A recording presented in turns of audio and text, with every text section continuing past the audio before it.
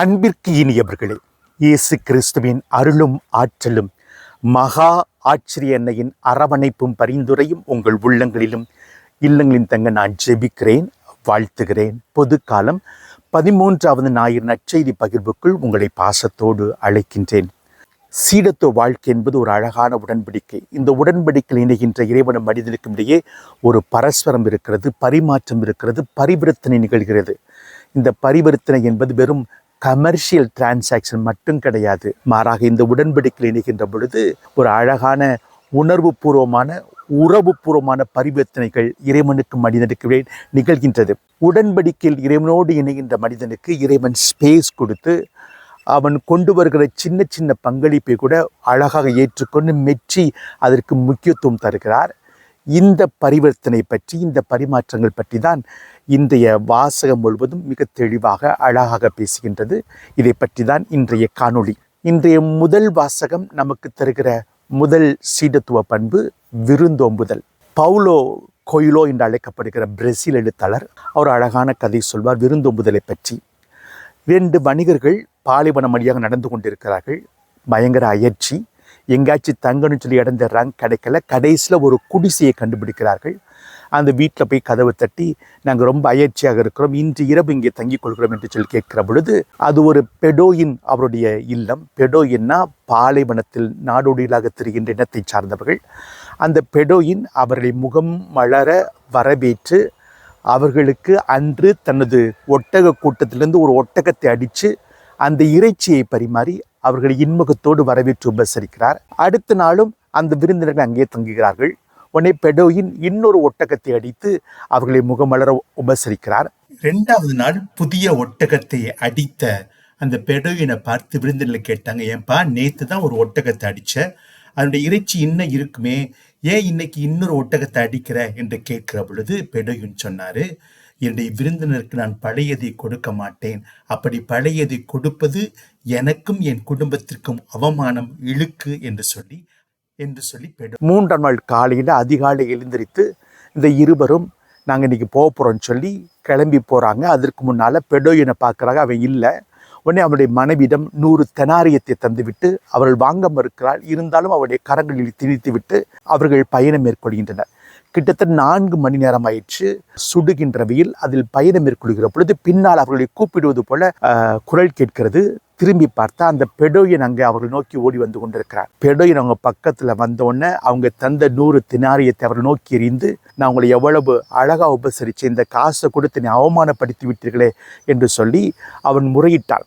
உடனே பெடோயின் அடித்த ஒட்டகத்திற்கு இந்த காசு பத்தாதோ என்று சொல்லி அவர்கள் ஒரு கணம் தயங்கி நிற்கிற பொழுது அந்த தயக்கத்தை உணர்ந்து கொண்ட பெடோயின் சொன்னால், நான் காசை பற்றி பேசலை, இந்த பாலைவனம் எங்களை வரவேற்கிறது, எங்களுக்கு தேவையான எல்லாத்தையும் கொடுக்குது, இந்த பாலைவனத்துக்கு என்னால் எதுவும் கொடுக்க முடியாது, எனவே என்னிடம் வருகின்ற அந்த விருந்தினர்களை நான் வரவேற்று உபசரிக்கிற பொழுது இந்த பாலைவன தாய்க்கு என்னால் என்ற ஒரு சின்ன விஷயத்தை செய்கிறேன் என்று சொல்லி நான் மகிழ்ந்து இதுவரை களி கூர்ந்தேன், அந்த மகிழ்ச்சி நீங்கள் மண்ணள்ளி போட்டீங்களே என்று சொல்லி முறையிட்டு அந்த காசை தூக்கி எறிந்து விட்டு அங்கிருந்து இடம்பெறுகின்றார். ஆக விருந்தோம்புதல் என்பது இறைவனுக்கு செய்கின்ற ஒரு நன்றி, இறைவன் தருகின்ற கொடைகளுக்கு தருகின்ற நன்றி என்று பார்க்கிற ஒரு பக்குவம் நம்முடைய கிறிஸ்தவத்தில் இருக்கின்றது. அதுவும் நம்முடைய தமிழர் பண்பாட்டில் விருந்தோம்பல் என்பது ஒரு அறம். திருக்குறள் 82 ரொம்ப அழகாக சொல்லப்படுகிறது, அகநமர்ந்து செய்யால் உரையின் முகநமர்ந்து நல்விருந்து ஓம்புவான் இல்.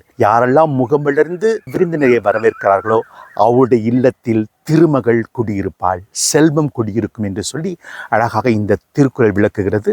அதே போல் நாம் வாசிக்கிறோம் எபிரேயர் திருமுகம் 13ஆம் அதிகாரம் 2ஆம் வசனத்தில், அந்நியரை வரவேற்று விருந்தோம்ப மறவாதீர்கள், இவ்வாறு விருந்தோம்பியதால் சிலர் தாங்கள் அறியாமலே வானதூதர்களை மகிழ்ச்சிப்படுத்துவதுண்டு என்று சொல்லி நாம் வாசிக்கின்றோம். ஆக விருந்தோம்புவது என்பது இறைவனை மகிழ்ச்சிப்படுத்துவதாக இருக்கிறது, இறைவனுக்கு நன்றி செலுத்துவதாக இருக்கிறது. இன்றைய முதல் வாசகத்தில் சுனேம் நகர பெண்மணி எலிசாவை வரவேற்று தன் இல்லத்தில் அவரை உபசரிக்கிறார். இந்த எலிசாவை பார்த்த உடனே சுனேம் நகர பெண்மணிக்குள் ஒன்று நிகழ்கிறது. அதற்கு பேர் சென்சுஸ் ஃபிதே என்று சொல்வார்கள், அதாவது இன்ஸ்டிங்க்ட் ஆஃப் ஃபெய்த். அந்த மனிதரை பார்த்த உடனே அவர் ஒரு இறை மனிதன் என்பதை உணர்ந்து கொள்கிறார். விருந்தோம்பலின் முதல் பண்பே தன் முன்னால் இருக்கிற மனிதன் மேன்மையை, தகுதியை உணர்தல். அதை சுனேம் நகர பெண்மணி உணர்ந்து கொண்டு அவருக்கு தேவையான உணவை உறைவிடைத்து தருகிறார். அது மட்டுமல்ல, தன்னுடைய இல்லத்தின் மேலருகே அவருக்கென்று ஒதுக்கி அவருக்கு தேவையான படுக்கை, மேசை, நாற்காலி, விளக்கு என்று எல்லா பொருட்களையும் தந்து அவரை உபசரிக்கிறார். சுனேம் நகர பெண்ணை உபசரிக்கிறார். அதற்கு பதிலாக அவளுக்கு கிடைத்தது என்ன? இதுவரை அவள் மலடியாக இருந்தால் அவருக்கு ஒரு மகப்பேறு கிடைக்கிறது. சுனேம் நகர பெண்மணியின் விருந்து நமக்கு உணர்த்துவது என்ன? we have to create space for God. கடவுளுக்கு நாம் விருந்தோம்ப வேண்டும். அப்படின்னா என்ன? அந்த சுனேம் நகர பெண்மணி கொடுத்த 4 பொருட்களை நாம் கடவுளுக்கு தர வேண்டும். முதல்ல படுக்கை. படுக்கை என்பது எதை அடையாளப்படுத்துகிறது? ஓய்வை அடையாளப்படுத்துகிறது. அதாவது நாம் இறைவனில் ஓய்ந்திருக்க வேண்டும். கான்டெம்ப்ளேட்டிவ் ரெஸ்ட் என்று சொல்வார்கள். நாம் வாசிக்கிறோம் இல்லையா? திருப்படம் 46ஆம் அதிகாரம் 10ஆம் வசனத்தில் be still and know that I am God. அமைதியாயிரு, நானே இறைவன் என்பதை கண்டுகொள் என்று சொல்லி அந்த அமைதியை நாம் பெற வேண்டும். இரண்டாவதாக மேசை குறிப்பது என்ன? நற்கருணை பலி நடக்கிற அந்த பலிபீடத்தை குறிக்கிறது. இயேசு மேசையிலிருந்து தன் உடலை, இரத்தத்தை தன் சீரலுக்கு தந்தது போல இன்று நமக்கு தன் உடலை, இரத்தத்தை தருகிறார். நம்முடைய ஆன்மாவுக்கு ஊட்டச்சத்தாக அந்த அப்பமும் ரசமும் அமைகிறது. எனவே ஆண்டவனிலிருந்து நாம் ஊட்டச்சத்தை பெற்றுக்கொள்ள வேண்டும் என்பதை மேசை உணர்த்துகிறது. மூன்றாவது நாற்காலி எதை அடையாளப்படுத்துகிறது என்று சொன்னால் கற்பித்தலை, கவனமுடன் கேட்டலை நமக்கு அடையாளப்படுத்துகிறது. லூக்கா 10ஆம் அதிகாரம் 39ஆம் வசனத்திலே வாசிக்கிறோமே, மரியாள் இயேசுவின் பாத அடியிலமிருந்து அவருடைய வார்த்தையை கேட்டார் என்று சொல்லி, அதே போல இயேசுவின் பாத அடியிலமிருந்து அவருடைய வார்த்தையை கேட்டு நாம் பயன்பெற வேண்டும் என்பதை விளக்குகிறது. 4வது விளக்கு என்பது இறைவனுடைய வார்த்தை. நாம் வாசிக்கிறோம் திருப்பாடல் 119ஆம் அதிகாரம் 105ஆம் வசனத்தில் என்னுடைய காலடிக்கும் வாக்கு விளக்கு என்று சொல்லி நாம் வாசிக்கிறோம். இயேசுடைய வார்த்தை நமக்கு ஒளியாக இருக்க வேண்டும். அந்த விளக்கு நமக்கு அறிவிக்கிறது. எனவே இந்த 4ஐயும் நாம் இறைவனுக்கு தருகிற பொழுது we are creating space for God. கடவுள் நமக்கு அவருடைய அருளை தருகிறார். அதான் அழகா சொல்லுவாங்க, கிரேவிட்டி ஆஃப் கிரேஸ். நம் எப்பொழுது இறைவனுக்கு உகந்த விருந்தோம்படி தருகிறோமோ, படுக்கையை, மேசையை, நாற்காலியை, விளக்கை தருகிறோமோ, அப்போ நாம் இறைவன்ட்ட நம்ம ஜெபத்தை கொடுக்க தேவையில்லை, அழுது புலம்ப தேவையில்லை, அவர்கிட்ட கேட்க தேவையில்லை. மாறாக அந்த அருள் ஈர்ப்பு நடந்து, கிரேவிட்டி ஆஃப் கிரேஸ் நடந்து நமக்கு ஆண்டவருடைய அருள் எப்படி சுனேம் நகர பெண்மணிக்கு வந்ததோ அதே போல் நமக்கு வரும், நாம் கேட்காமலேயே. இந்த சுனேம் நகர பெண்மணி மலட்டு தன்மையோடு இருந்தால், அவள் அதை ஏற்றுக்கொண்டால், அந்த ஏமாற்றத்திலே உழண்டு கொண்டிருந்தால், அவளுடைய கடந்த வாழ்க்கையாக இருந்தது. ஆனால் ஆண்டவருடைய அருள் அந்த கடந்த காலத்திற்குள் சென்று, அவளுடைய ஏமாற்றத்திற்கு சென்று, அவளுடைய மலட்டு தன்மைக்குள் சென்று அவளுக்கு ஒரு புதிய மகப்பேறு கிடைத்தது. இன்றைக்கி நம்மளும் மலட்டுத்தன்மையில் இருக்கலாம். ஸ்பிரிச்சுவல் பேரன்னஸில், எமோஷ்னல் பேரன்னஸில், ரிலேஷனல் பேரன்னஸில் நம்ம இருக்கலாம். இன்றைக்கி இறைவன் நம்முடைய மலட்டு தன்மையால் ஏற்பட்ட ஏமாற்றத்தை விடுவித்து நமக்கு அருள் வாழ்வு தருகிறார். எனவே நாம் கொடுப்பது இறைவனுக்கு விருந்தோம்புதல், கிரியேட்டிங் ஸ்பேஸ் ஆஃப் காட். அவர் தனது அருள் வாழை நமக்கு தருகிறார். இந்த அழகான பரிமாற்றத்தை முதல் வாசகம் நமக்கு உணர்த்துகிறது. 2ஆம் வாசகம் நமக்கு உணர்த்துகிற சீடத்துவ பண்பு திருமுழுக்கு. திருமுழுக்கு என்பது வெறும் அரும் அடையாளம் மட்டுமல்ல, அது ஒரு வாழ்க்கை முறை. திருமுழுக்கில் நடக்கிறது. மேலை நாடுகள்லாம் திருமுழுக்கு தொட்டி வச்சுருப்பாங்க. அந்த தொட்டியில் நீர் நிரப்பியிருப்பாங்க, குழந்தைகளை முக்கி இருப்பார்கள். அடல்ட் பேப்டிசனாக பெரியவங்க போய் அதை முங்கி எழுந்திருப்பார்கள், மூழ்கி எழுந்திருப்பார்கள். அந்த தண்ணீரில் மூழ்கும் பொழுது தண்ணீர் நம்மை மூழ்கடிக்கிறது. இது எதற்கு சபம் என்று சொன்னால், கல்லறையின் மேல் பாகம், மேல் சுவர் மூடுவது போல நாம் திருமுழுக்கு பெறுகின்ற பொழுது இயேசுவோடு இணைந்து அந்த கல்லறைக்கு செல்கிறோம், இயேசுவோடு இறக்கின்றோம். ஆனால் அந்த கல்லறை அது வெறும் கல்லறை மட்டுமல்ல. It's not tomb, it's also womb.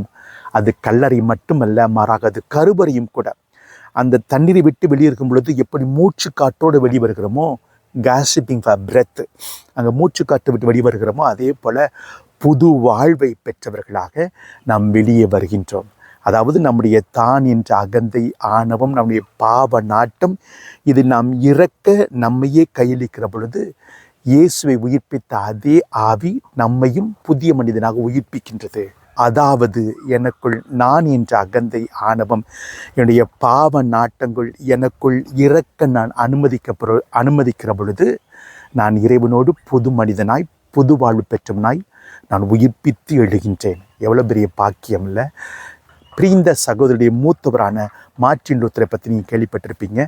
அவருடைய வாழ்க்கையில் எப்போதான் நெருக்கடி வருகிற பொழுது, அவருடைய கிறிஸ்தவ வாழ்க்கைக்கு என்று ஒரு ஊறு விழுகின்ற பொழுது, கிறிஸ்துவ மீது நிற்கிற நம்பிக்கைக்கு, அவருடைய அர்ப்பணத்திற்கு ஏதாவது பிரச்சனை வருகிற பொழுது, அவர் தனக்குள் சொல்லுகின்ற வார்த்தை, அவருடைய உதடுகள் முணுமுணுக்கின்ற வார்த்தை, பேப்டிசா துஸ்ஸும், அதாவது ஐ ஆம் பேப்டைஸ்ட், நான் திருமுழுக்கு பெற்றிருக்கிறேன், நான் ஏற்கனவே திருமுழுக்கு பெற்றிருக்கிறேன், இயேசுவோடு சேர்ந்து இறந்திருக்கிறேன், இயேசுவின் இரத்தம் எனக்கு மீட்பை தந்திருக்கிறது, அந்த மீட்பை பெற்றவனாய் நான் சாத்தானை, சாவை வென்றெடுத்திருக்கிறேன், அதே போல் இந்த சூழலையும் இந்த பிரச்சனையும் இந்த நெருக்கடியும் நான் வென்று வருவேன் என்று தனக்குள்ளே அவர் சொல்லிக்கொள்வார். எனவே இந்த சீடத்துவ வாழ்க்கையில் 2ஆம் வாசகம்படி நாம் கொடுப்பது, நாம் என்ற அகந்தை, ஆணவம், பாவத்தின் நாட்டம் நாம் இறக்க அனுமதிக்கிற அந்த தன்மையை கொடுக்கிற பொழுது ஆண்டவர் நமக்கு ஒரு புது வாழ்வை தருகிறார். 3ஆவதாக இன்றைய நச்சு நமக்கு விளக்குகின்ற சீடத்துவ பண்பு,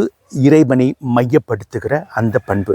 இந்த நச்சு நாம் வாசிக்கிறோம். இயேசு நமக்கு தெளிவாக சொல்லுகிறார், என்னை முன்னிறுத்தாமல் உன் தாய் தந்தையோ மகன் மகளினை முன்னிறுத்துகிற பொழுது எனக்கு ஏற்றவன் அல்ல. மிக தெளிவாக சொல்லுகிறார். இந்த விடயம் எதை குறிக்கிறது என்று சொன்னால், கிபி 80 நம்முடைய தொடக்க கால கிறிஸ்துவுக்கு நடந்த ஒரு வரலாறை நம்ம கண்முன் நிறுத்துகிறது.